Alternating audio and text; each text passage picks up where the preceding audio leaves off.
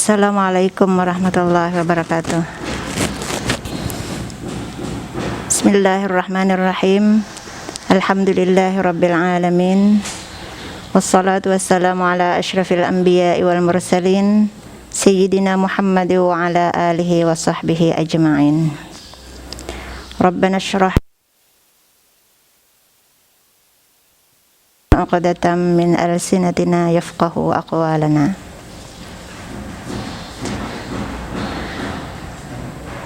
Yang sama-sama kita hormati para pengurus Badan Eksekutif Mahasiswa dan juga Badan Otonomi Mahasiswi, para mahasiswa dan mahasiswi baru Sekolah Tinggi Ilmu Al-Quran rahimakumullah. Marilah sama-sama kita panjatkan puji syukur kehadirat Allah Subhanahu wa taala yang telah memberikan karunia kepada kita berupa kesehatan, kelapangan, dan yang lebih penting lagi adalah karunia iman, sehingga kita sebagai seorang muslim dan mukmin. Kemudian salawat salam tetap tercurah kepada junjungan kita Nabi besar Muhammad sallallahu alaihi wasallam. Selanjutnya kali ini materi mastama kita adalah pengenalan tentang program tahfizul Quran di Sekolah Tinggi Ilmu Al-Quran. Ya, sebelum memaparkan apa itu PPTQ, Ibu mengucapkan marhaban, ahlan wa sahlan kepada para mahasiswa dan mahasiswi baru Sekolah Tinggi Ilmu Al-Quran. Selamat bergabung di Sekolah Tinggi Ilmu Al-Quran. Mudah-mudahan kalian semua dapat menimba ilmu di Sekolah Tinggi Ilmu Al-Quran ini sampai lulus sarjana Starata 1. Amin ya Allah. Mengawali dari apa yang Ibu sampaikan mengenai tahfizul Quran. Nah, di tahfizul Quran ini kita ada lembaga namanya PPTQ. Nanti akan dibahas tersendiri. Nah, sebelum membahas itu, terlebih dahulu Ibu ingin menjelaskan tentang tahfizul Quran.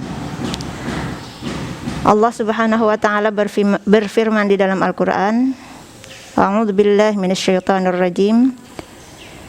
Inna nahnu nazzalna dzikra wa inna lahu lahafizun. Sesungguhnya kamilah yang menurunkan Al-Quran dan sesungguhnya kami benar-benar memeliharanya. Kemudian firman Allah, Tsumma awrasnal kitabal ladzina astafaina min ibadina. Kemudian kitab itu kami wariskan kepada orang-orang yang kami pilih di antara hamba-hamba kami.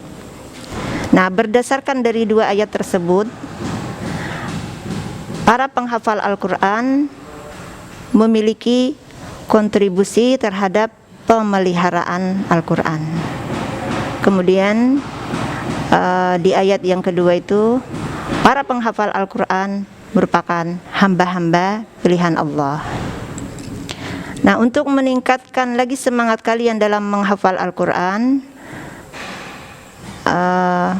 mari kita perhatikan ada beberapa hadis Nabi Sallallahu Alaihi Wasallam. Pertama, khairukum man ta'allama al-Qur'ana wa 'allamah. Rasulullah Sallallahu Alaihi Wasallam bersabda, orang paling baik di antara kalian adalah yang mempelajari Al-Quran dan mengajarkannya. Nah, kita berharap kita adalah salah satu dari dua orang yang terbaik tersebut. Apakah sebagai yang mempelajari ataukah yang mengajarkannya? Dan tidak menutup kemungkinan kita bisa kedua-duanya. Saat ini kalian mulai mempelajari Al-Quran yang nantinya insya Allah akan menjadi pengajar Al-Quran. Kemudian sabda Nabi Sallallahu Alaihi Wasallam, Man qara'a harfan min kitabillahi ta'ala falahu bihi hasanah wal hasanatu bi'ashri amsalha la aqulu alif lam harfun walakin alifun harfun wa lamun harfun wa mimun harfun. Rasulullah sallallahu alaihi wasallam bersabda, siapa saja yang membaca satu huruf dari kitab Allah yaitu Al-Qur'an, maka ia akan memperoleh pahala satu amal kebajikan, dan pahala satu amal kebajikan dilipat gandakan 10 kali. Saya tidak mengatakan alif lam mim itu satu huruf, tetapi alif adalah satu huruf, lam adalah satu huruf, dan mim juga satu huruf. Nah, itu bagaimana keutamaan Al-Qur'an dibanding dengan yang lain. Kalau yang lain mungkin secara keseluruhan itu nilainya 10. Tapi kalau Al-Qur'an per huruf nilainya adalah 10. Kemudian keutamaan penghafal Al-Qur'an yang lain disebutkan di dalam hadis Nabi sallallahu alaihi wasallam juga. Alladzi yaqra'ul Qur'an wa huwa mahirun ma'as safaratil kiramil bararah. Walladzi yaqra'ul Qur'an wa huwa yatata'ta'u fihi wa huwa 'alaihi syaqqun lahu ajrani. Orang yang membaca Al-Qur'an dan ia pandai atau hafal dalam bacaan Al-Qur'annya, ia akan bersama para malaikat yang menjadi utusan yang mulia lagi suci. Sedangkan orang yang membaca Al-Qur'an ataupun menghafal Al-Qur'an tetapi ia terbata-bata kesulitan serta kesukaran dalam membacanya dan menghafalnya, ia akan memperoleh 2 pahala. Nah, 2 pahala di sini, pertama pahala dia menghafal, yang kedua pahala perjuangannya karena dia sulit dalam menghafal.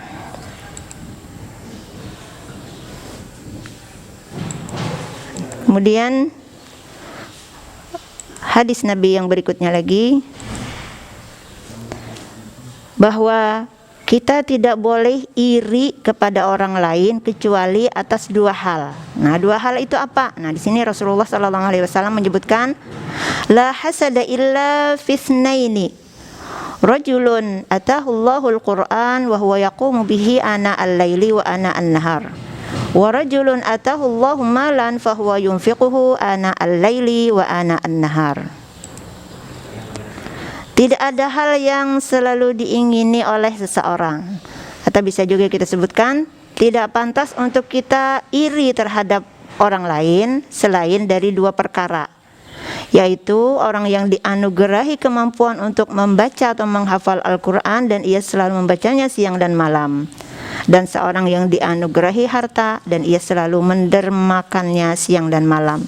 Nah, jadi itu dua hal yang perlu kita iri. Jadi kita jangan sampai iri kepada orang lain itu karena jabatan, karena harta yang melimpah dari segi kemewahan dan lain-lain. Jadi yang perlu kita ingini atau iri dari seseorang itu adalah kalau orang tersebut hafal Al-Qur'an, kemudian dia mengamalkan Al-Qur'an dan membaca, mengulang hafalannya siang dan malam. Itu yang patut kita iri. Boleh kita iri kepada orang yang berharta, tapi bukan dari kemewahannya yang kita iri, namun dari kedermawanannya yang menafkahkan hartanya siang dan malam. Nah, kemudian lagi hadis yang bisa memicu kita, memberi motivasi kita dalam menghafal Al-Qur'an dan selalu berada di halaqah-halaqah Al-Qur'an. Hadis Nabi sallallahu alaihi wasallam, majtama'a qaumun fi baitin min buyutillah yatluna kitaballah wa yatadarasunahu illa nazalat alaihimus sakinah wa ghashiyatuhumur rahmah wa haffathumul malaikah wa dzakarahumullahu fi man 'indahu. Tidak ada orang-orang yang berkumpul di salah satu rumah Allah untuk membaca dan mempelajari Al-Qur'an kecuali mereka akan memperoleh ketentraman, diliputi rahmat, dikelilingi oleh para malaikat, dan nama-nama mereka disebut-sebut oleh Allah di kalangan para malaikat. Nah, begitu mulianya orang-orang yang berada di majelis-majelis Al-Qur'an. Nah, kemudian yang sangat kita harapkan lagi, kita lihat hadis Nabi sallallahu alaihi wasallam man qara'al Qur'an wa 'amila bima fihi albasallahu walidayhi tajan yaumal qiyamah daw'uhu ahsanu min daw'is syamsi fi buyutid dunya fama dhannukum billadzi 'amila bihadza. Siapa yang membaca Al-Quran dan mengamalkan isinya, maka kepada kedua orang tuanya nanti pada hari kiamat Allah akan memakaikan mahkota. Cahaya mahkota itu lebih bagus daripada sinar matahari di dunia.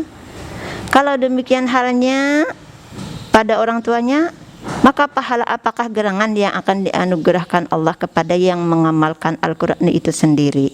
Nah, di sini kita bisa menunjukkan kebaktian kita kepada orang tua kita dengan cara menghafal Al-Quran. Mudah-mudahan nanti kita termasuk dalam golongan hadis ini yang nantinya akan memberikan mahkota kepada kedua orang tua di hari kiamat. Kemudian kita teruskan lagi hadis Nabi sallallahu alaihi wasallam, yaji'u sahibul Qur'an yaumal qiyamah fayaqulu ya rabbi hillihi fayulbasu tajul karamah thumma yuqalu ya rabbi zidhu fayulbasu hullatal karamah thumma yuqalu ya rabbi irda anhu fayaqulu iqra warqa wa yuzadu bikulli ayatin hasanah. Orang yang hafal Al-Quran pada hari kiamat nanti akan datang dan Al-Quran akan berkata, wahai Tuhan, pakaikanlah dia pakaian yang baik lagi baru. Orang tersebut diberi mahkota kehormatan. Al-Quran berkata lagi, wahai Tuhan, tambahilah pakaiannya. Maka orang itu diberi pakaian kehormatan. Al-Quran lalu berkata lagi, wahai Tuhan, ridailah dia. Maka kepadanya dikatakan, bacalah dan naiklah. Dan untuk setiap ayat ia diberi tambahan satu kebajikan. Nah, begitu mulianya orang yang menghafal Al-Quran nanti di hari kiamat. Yuqalu li sahibil Quran iqra wartaqi warattil kama kunta turattilu fid dunya fa inna manzilataka 'inda akhiri ayatin taqra'uha. Di akhirat nanti kepada penghafal Al-Quran akan diperintahkan, bacalah dan naiklah ke surga. Dan bacalah Al-Quran dengan tartil seperti engkau membacanya dengan tartil pada waktu di dunia. Sebab tempat tinggalmu di surga adalah berdasarkan ayat yang paling akhir yang kamu baca. Nah, berdasarkan hadis ini, para ulama memberikan penjelasan atau menafsirkan bahwa yang akan diperintahkan oleh Allah membaca pada hari kiamat nanti adalah orang yang hafal Al-Quran, bukan orang yang membaca dengan mushaf. Karena yang namanya di akhirat tidak ada lagi mushaf Al-Quran. Jadi yang ada adalah hafalan. Nah, jadi berbahagialah kalian tergolong orang-orang yang menghafal Al-Quran. Nah, itu tadi hadis-hadis Nabi Sallallahu Alaihi Wasallam yang mudah-mudahan bisa memotivasi kalian untuk menghafal Al-Quran. Kemudian setelah memahami dari hadis-hadis tersebut, Ibu paparkan di sini tentang kaidah-kaidah pokok dalam menghafal Al-Quran. Apa saja yang perlu kita terapkan dalam diri kita ketika kita menghafal Al-Quran. Nah, yang pertama adalah ikhlas. Yang kedua, tekad yang kuat dan bulat. Kemudian yang ketiga, mengetahui nilai amalan yang dilakukan. Yang keempat, mengamalkan hafalan. Yang kelima, meninggalkan maksiat. Yang keenam, berdoa. Kemudian yang ketujuh, memahami makna ayat dengan benar. Kedelapan, menguasai ilmu tajwid. Kesembilan, sering mengulang bacaan. Yang kesepuluh, salat dengan membaca ayat-ayat yang dihafal. Nah, di sini akan Ibu terangkan secara ringkas satu persatu dari 10 kaidah pokok dalam menghafal Al-Quran tersebut. Yang pertama adalah ikhlas. Nah, ikhlas ini kunci utama dalam kita beribadah. Karena kalau tidak ikhlas, maka tidak ada nilainya apa yang kita lakukan. Jangan sampai kita tergolong kepada orang yang disebutkan di dalam surah Al-Ghasyiyah, amilatun nasibah. mereka beramal tapi semuanya tidak ada nilainya. Jangan sampai demikian. Nah, jadi kita harus ikhlas. Kaidah yang paling penting dan paling utama dalam masalah ini itu adalah ikhlas.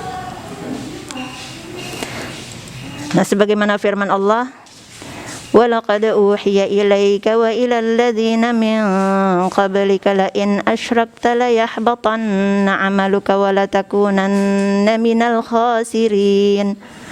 Dan sesungguhnya telah diwahyukan kepadamu dan kepada nabi-nabi sebelummu, wahai Muhammad, jika kamu mempersekutukan Tuhan, niscaya akan hapuslah amalmu dan tentulah kamu termasuk orang-orang yang merugi. Nah, mempersekutukan Tuhan itu termasuk riya. Nah, riya itu adalah asyirkul asghar, syirik yang terkecil. Nah, jadi kita usahakan kita hindari syirik terkecil tersebut. Kita usahakan niat kita dalam menghafal Al-Quran adalah lillahi ta'ala. Nabi SAW ada mengajari kita doa untuk terhindar dari riya. Allahumma inni a'udzubika an usyrika bika syai'a wa ana a'lamu wa astaghfiruka lima la a'lamu. Nah, sering-seringlah membaca doa tersebut. Jadi kita berlindung kepada Allah daripada mensyirikatkan Allah. Mensyirikatkan Allah yang syirik besar, menuhankan selain Allah. Kalau syirik kecilnya yaitu meminta penilaian kepada makhluk, bukan kepada Allah. Nah, kemudian kaidah ketiga, mengetahui nilai amalan yang dilakukan. Nah, jadi kita baca hadis-hadis yang tadi, kita akan tahu bagaimana tingginya derajat orang-orang yang hafal Al-Quran. Nah, itu akan semakin menambah semangat kita dalam menghafal Al-Quran. Kemudian kaidah keempat, mengamalkan hafalan. Kita harus mengamalkan apa yang ada di dalam Al-Quran. Jangan sampai Al-Quran dihafal tapi justru isinya ditentang. Nah, hal ini disabdakan oleh Nabi sallallahu alaihi wasallam, Al-Quran hujjatun laka wa alaika. Al-Quran itu bisa menjadi penolongmu atau malah menjadi musuhmu. Nah, itu dari tergantung kita dalam menyikapinya. Kalau kita membaca Al-Quran tapi menentang isinya, itu berarti Al-Quran nanti akan menjadi musuh. Anas bin Malik pernah berkata, rubbata lindil Quran wal Quran yal'anuhu. Berapa banyak orang yang membaca Al-Quran namun Al-Quran melaknatnya. Nah, hal ini gampang sekali kita pahami. Kita ambilkan contoh. Orang yang membaca Al-Quran, siang malam dia baca Al-Quran, tapi dia berbuat zalim kepada orang lain. Nah, ketika dia sampai kepada ayat yang berbunyi ala la'natullahi 'alal zalimin, yang artinya ketahuilah laknat Allah terhadap orang-orang zalim. Nah, itu berarti dia telah menunjukkan bahwa dia itu dilaknat oleh Al-Quran karena dia berbuat zalim. Nah, itu sebagai contoh. Nah, kemudian kaidah berikutnya adalah meninggalkan maksiat. Perbuatan maksiat itu bisa mengakibatkan seseorang menjadi malas melakukan ibadah. Jadi kita harus berusaha meninggalkan maksiat sedapat mungkin. Kemudian kaidah yang keenam adalah berdoa. Berdoalah pagi, sore, dan terlebih lagi ketika selesai salat. Kemudian lagi sepertiga terakhir dari malam, itu adalah waktu-waktu mustajab. Berdoalah selalu, mintalah tolong kepada Allah agar dimudahkan dalam menghafal Al-Quran. Ada contoh doa dalam menghafal Al-Quran. Misalkan ini sesuai dengan hadis Nabi yang Nabi sampaikan, Nabi ajarkan kepada Ali bin Abi Thalib. Allahumma arhamni bitarkil ma'asi abadan ma abaqaitani warhamni an atakallafa ma la ya'nini warzuqni husnan nadhari fima yurdika anni. Allahumma badi'as samawati wal ardi dzal jalali wal ikram والعزة التي لا ترام أسألك يا الله يا رحمن بجلالك ونور وجهك أن تلزم قلبي حفظ كتابك كما علمتني وارزقني أن أتلوه على النحو الذي يرضيك عني اللهم بديع السماوات والأرض ذا الجلال والإكرام والعزة التي لا ترام أسألك يا الله يا رحمن بجلالك ونور وجهك أن تنور بكتابك بصري وأن تطلق به لساني وأن تفرج به عن قلبي وأن تشرح به صدري وأن تستعمل به بدني لأنه لا يعينني على الحق غيرك ولا يؤتيه إلا أنت ولا حول ولا قوة إلا بالله العلي العظيم. Nah, itu diantaranya. Masih banyak lagi ya contoh hadis doa-doa yang diajarkan oleh Rasulullah. Kita teruskan, kaidah yang berikutnya adalah memahami makna ayat dengan benar. Nah, ini akan lebih memudahkan menghafal Al-Quran. Jadi menghafal Al-Quran kalau sudah lelah misalnya, nah sambil buka-bukalah terjemahan dari ayat-ayat yang dihafal itu. Akan membantu untuk memahami makna ayat. Kemudian yang kedelapan, menguasai ilmu tajwid. Nah, ini supaya bacaan dalam kita menghafal Al-Quran itu benar sebagaimana tuntunan Rasulullah SAW. Yang kesembilan, sering mengulang bacaan. Jadi sebelum menghafal itu harus sering dibaca terlebih dahulu sehingga ketika menghafalnya akan menjadi mudah. Kemudian yang ke-10, salat dengan membaca ayat-ayat yang dihafal. Jadi kalau kita sudah hafal, bawalah hafalan kita tersebut dalam salat. Misalnya salat tahajud atau salat-salat sunat lainnya. Kalau salat wajib, nah itu kan lebih afdalnya berjamaah. Jadi tergantung imamnya. Kemudian kita lanjutkan, kalau tadi kaidah pokok, nah sekarang ada kaidah pendukung dalam menghafal Al-Quran. Pertama, harus memiliki perencanaan yang jelas.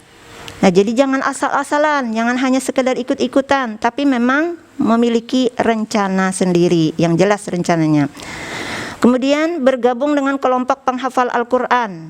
Nah, makanya di Istiqi untuk program tahfiz itu ada dibentuk halaqah-halaqah tahfiz. Jadi di situ berkumpul untuk menyetorkan hafalannya kepada instruktur tahfiz. Kemudian selalu membawa mushaf di saku. Nah, apalagi sekarang ini gampang, mushaf ada di HP. Jadi tidak sulit untuk membawa mushaf Al-Quran. Selalu bawa, misalnya ketika berada di tempat yang kita berada di situ dalam waktu yang lama, kita bisa buka-buka mushaf. Barang seayat saja, misalnya kita menambah hafalan di tempat orang-orang, biarkan orang-orang ramai macam-macam. Nah, kita menghafal Al-Quran, menambah hafalan ataupun mengulang. Kemudian yang keempat, mendengarkan bacaan imam dengan baik saat salat. Yang kelima, memulai dari juz-juz dan surah-surah yang mudah. Nah, ini di PPTQ kita diterapkan mulai dari juz 30, kemudian juz 29, kemudian surah-surah pilihan, baru ke juz 1. Kemudian kaidah pendukung yang berikutnya adalah menggunakan satu mushaf saja.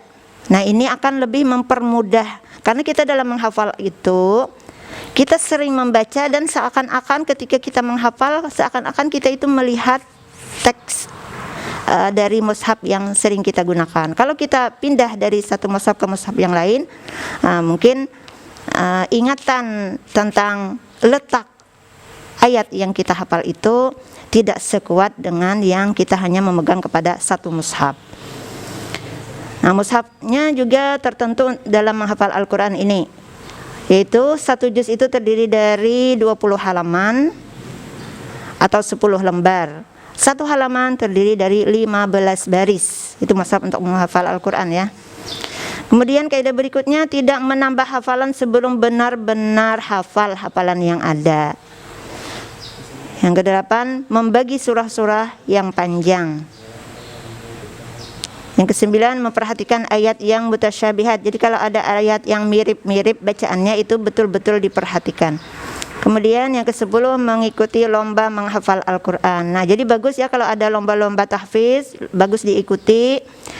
Tapi jangan lupa jaga niat ikhlasnya. Jangan sampai ikut lomba menghafal ingin dikatakan sebagai juara, ingin terkenal. Nah, jagalah niat bahwa lomba menghafal Al-Quran adalah salah satu motivasi dalam meningkatkan kelancaran hafalan Al-Quran. Kemudian masalah toleransi masa ujian. Misalkan mahasiswa semester 2, ketika berakhir masa semester 2 dia belum selesai ujiannya. Nah, maka ketika berada di semester 3 masih bisa melengkapi, menyelesaikan ujian di semester 2 yang belum selesai. Atau ketika di semester 2 dia hanya memperoleh nilai C.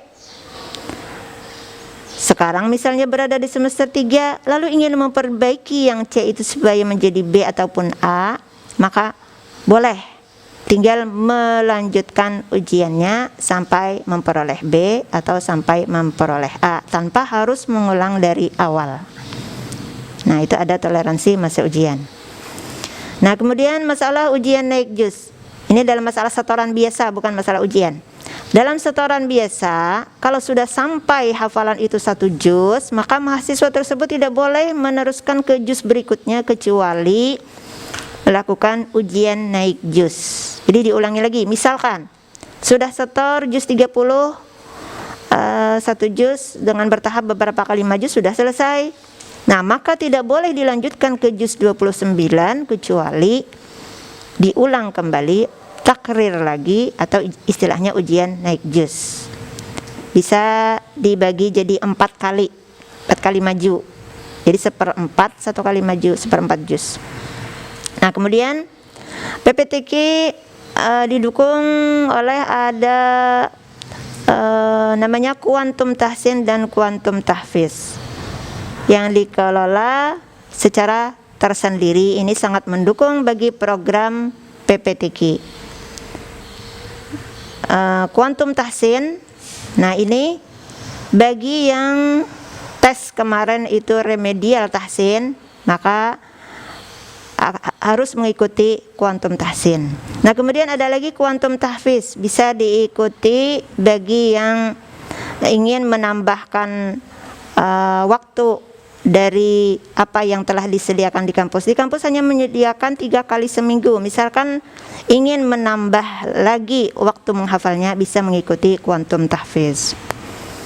Kemudian ada karantina tahfiz. Nah, di dalam mengisi waktu liburan setelah pelaksanaan final tes, ISTIQ mengadakan karantina tahfiz yang dikoordinir oleh asrama ISTIQ. Ada juga dikoordinir oleh kuantum tahfiz dan lembaga tahfiz yang lain yang bekerja sama dengan ISTIQ. Nah, setoran mereka tersebut akan diakui di PPTQ.